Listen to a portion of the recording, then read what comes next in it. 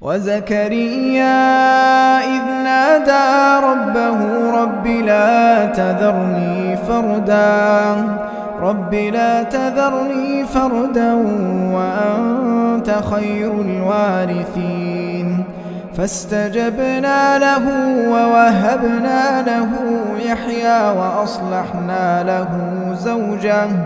إنهم كانوا يسارعون في الخيرات ويدعوننا رغبا ورهبا وكانوا لنا خاشعين والتي أحصنت فرجها فنفخنا فيها من روحنا وجعلناها وابنها آية للعالمين إن هذه أمتكم أمة واحدة وأنا ربكم فاعبدون وتقطعوا أمرهم بينهم كل إلينا راجعون فمن يعمل من الصالحات وهو مؤمن فلا كفران لسعيه وإنا له كاتبون وحرام على قرية أهلكناها أنهم لا يرجعون حتى إذا فتحت يأجوج ومأجوج وهم من كل حدب ينسلون واقترب الوعد الحق فإذا هي شاخصة أبصار الذين كفروا يا ويلنا قد كنا في غفلة من هذا بل كنا ظالمين إنكم وما تعبدون من دون الله حصب جهنم أنتم لها واردون لو كان هؤلاء آلهة ما وردوها وكل فيها خالدون لهم فيها زفير وهم فيها لا يسمعون إن الذين سبقت لهم الحسنى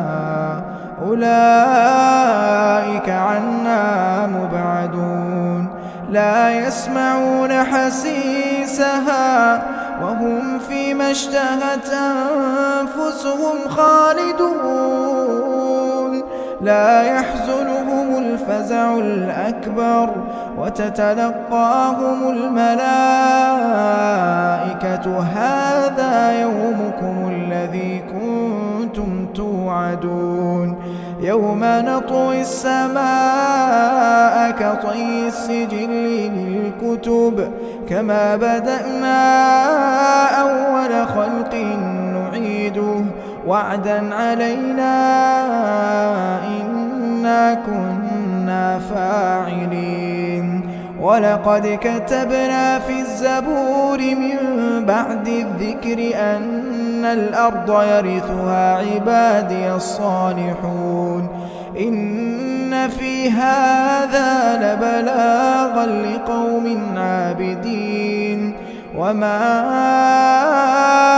أرسلناك إلا رحمة للعالمين قل إنما يوحى إلي أنما إلهكم إله واحد فهل أنتم مسلمون فإن تولوا فقل آذنتكم على سواء